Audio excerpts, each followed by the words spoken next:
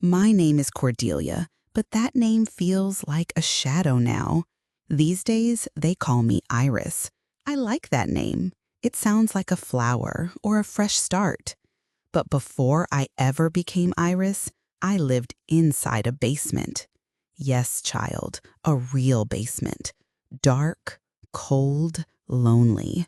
I was locked there for 10 whole years by my own daughter and her husband.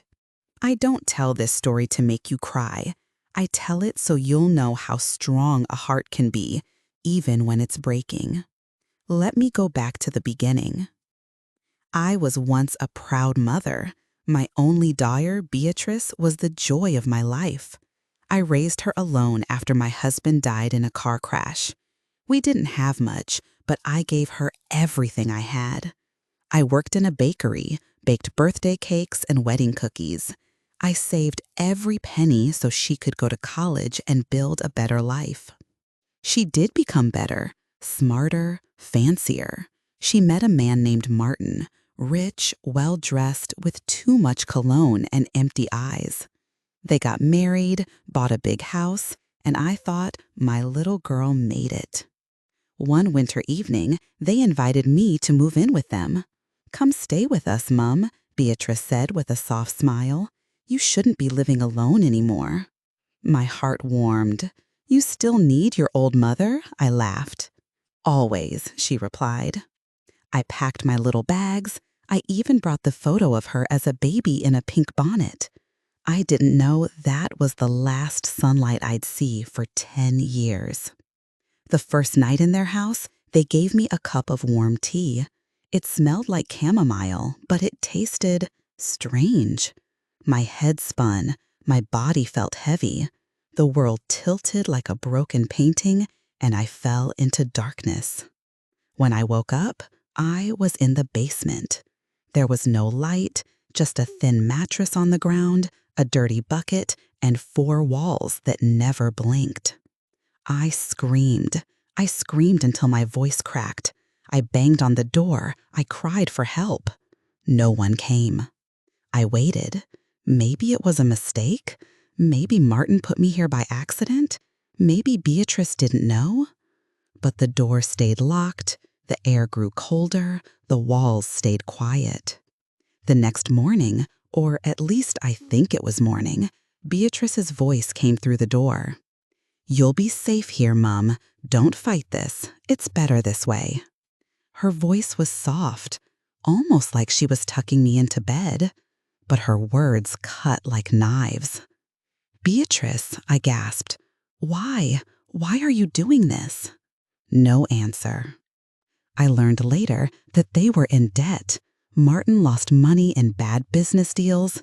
Beatrice forged my name to take out loans and used my retirement savings.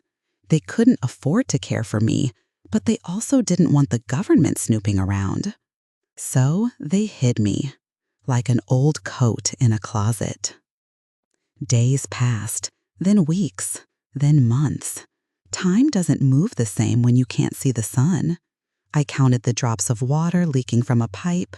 I counted how many steps from the wall to the door. I talked to myself. I whispered prayers. I made up stories and sang lullabies to the darkness. They fed me just enough to keep me alive. A piece of bread, a spoon of rice, sometimes nothing at all. But I didn't die. I wanted to sometimes, especially on the days I couldn't remember what flowers looked like, or the smell of cinnamon rolls, or the way Beatrice used to giggle when I kissed her nose. But something inside me, something small and stubborn, refused to let go. I imagined that someday someone would hear me, that a kind soul would listen for the faint knocking, that maybe the world hadn't forgotten I existed. That hope was the only thing I had. One day, a new sound broke the silence. Footsteps.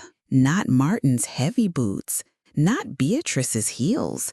These were softer, slower, like someone unsure of their place. I held my breath and knocked, just once on the wall. Silence. Then again. Knock. Knock. A pause. Then a whisper. Hello? My heart almost stopped.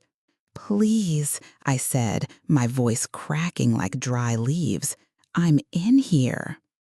There was a long pause, then the voice again, shaky but real.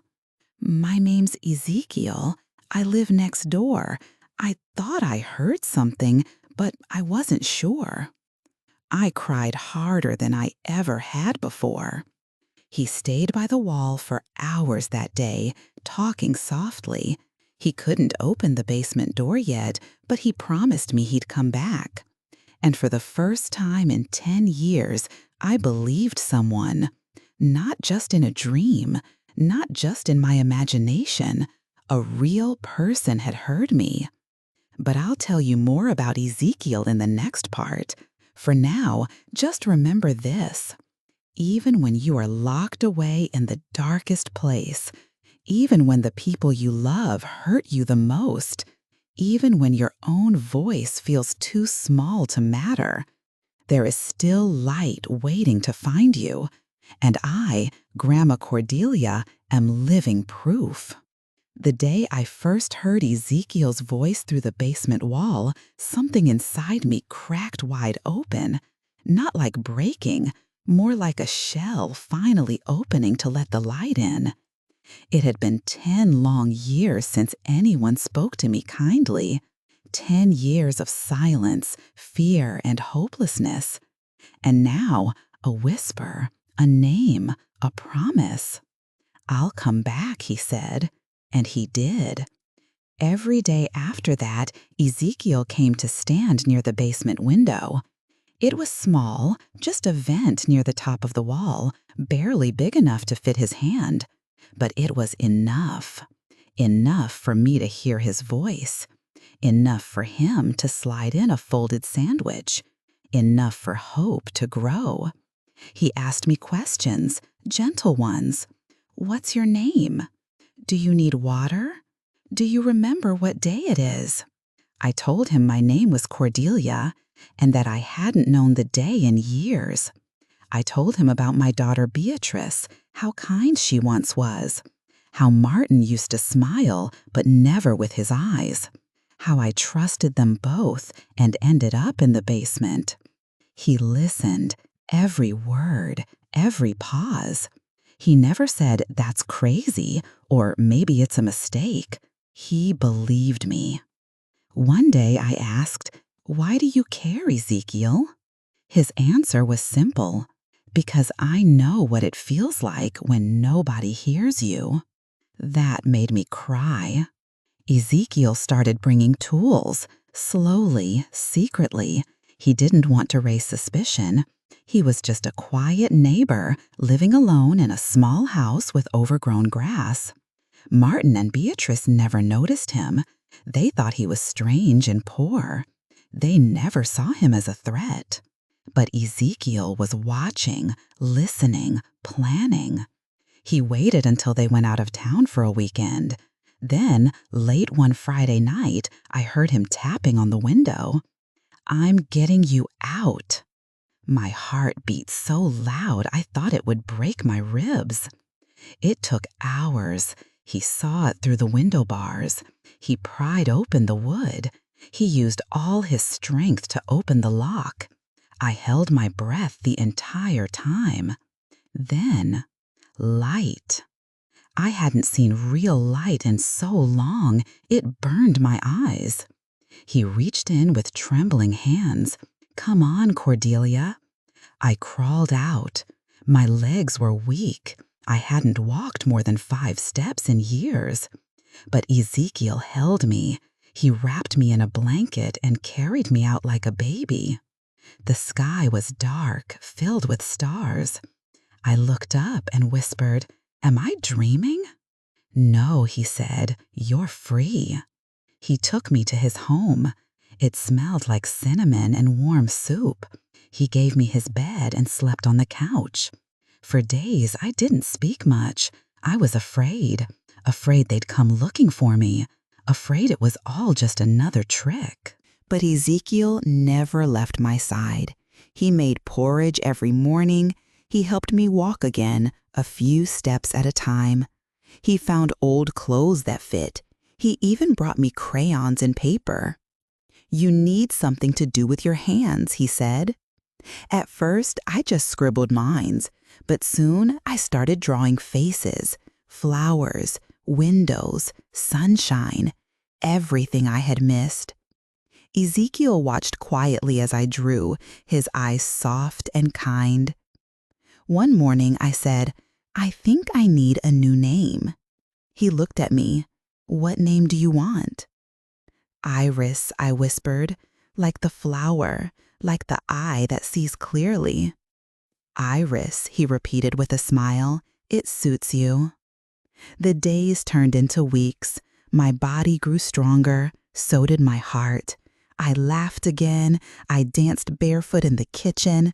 I made cinnamon rolls with extra sugar, and Ezekiel said they tasted like happiness. We didn't talk about love, not at first. It was too soon, too tender.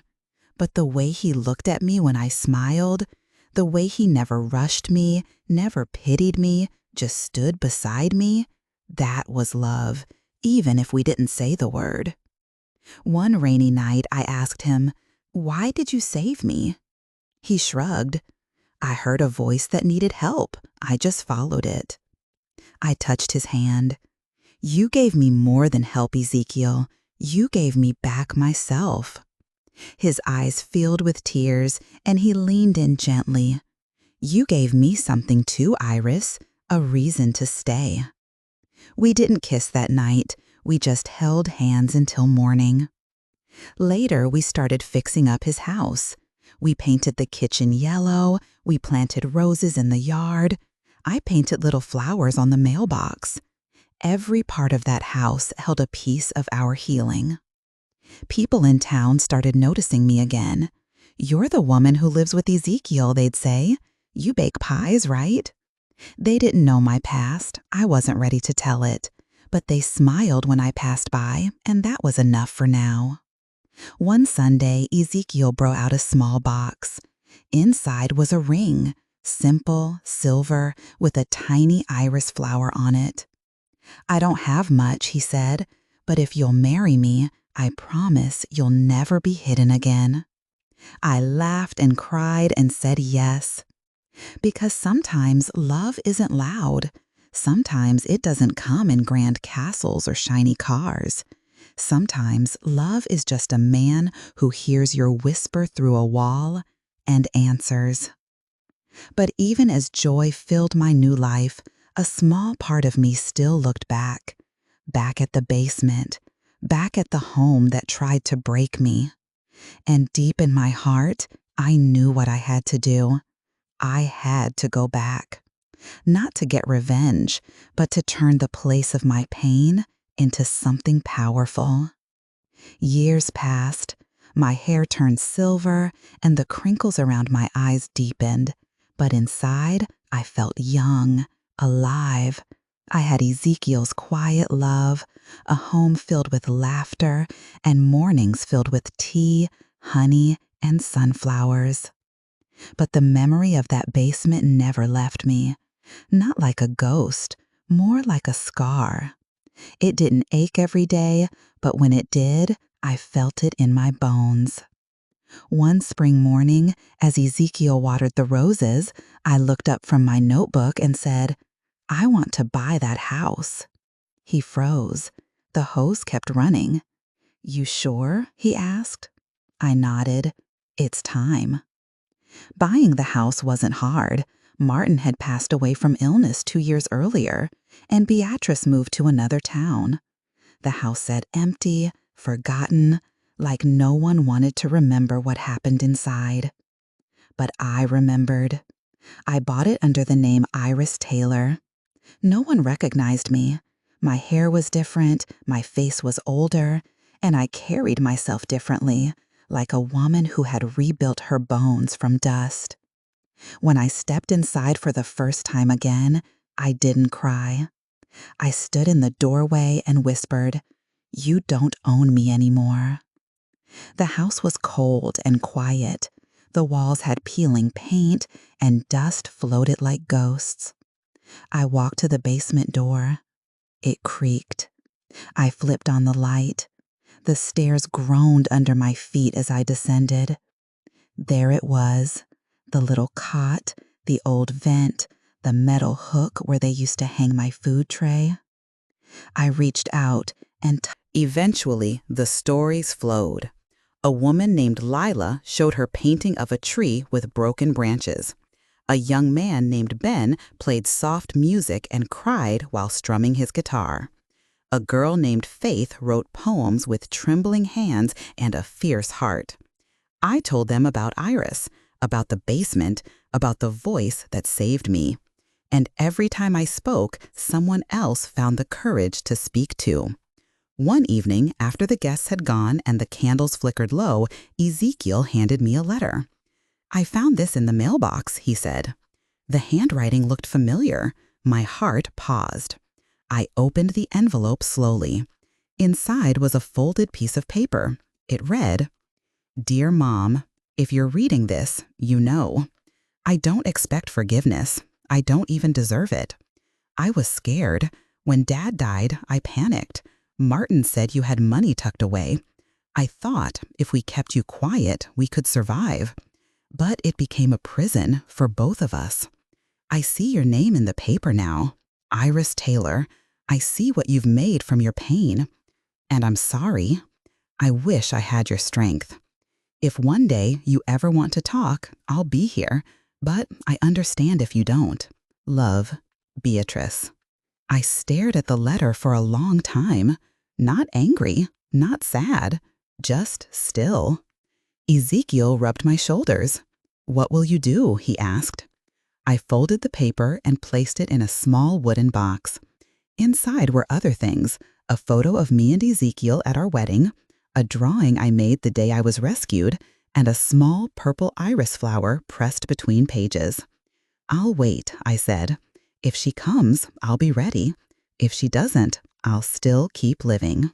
Because sometimes forgiveness isn't loud either. Sometimes it's just a quiet choice to let your heart stay open, even when it hurts. On my 70th birthday, the survivors threw me a party. There were balloons, music, chocolate cake, and laughter that shook the house. Lila painted a giant tree with new blossoms. Ben sang a song about second chances. Faith read a poem titled "The Voice in the Wall." Ezekiel gave a speech. He said, "Cordelia, no, Iris is proof that a whisper can become a roar, that a heart once broken can beat even louder, that love doesn't always come early, but it always comes on time." I cried. We all did. Later that night, as I lay in bed with Ezekiel's hand in mine, I whispered, "I never thought I'd be this happy." "You earned it," he said. "No," I replied, "I chose it." Because I did. I chose to survive. I chose to heal. I chose to love. And now I choose to help others do the same. So if you ever pass by the little white house with yellow shutters and wild roses blooming out front, step inside. There's warm tea on the stove, a soft blanket on the couch, a story waiting to be shared. And on the basement wall, a plaque that reminds you, "Here a woman cried, and she was heard." Kindly follow for more.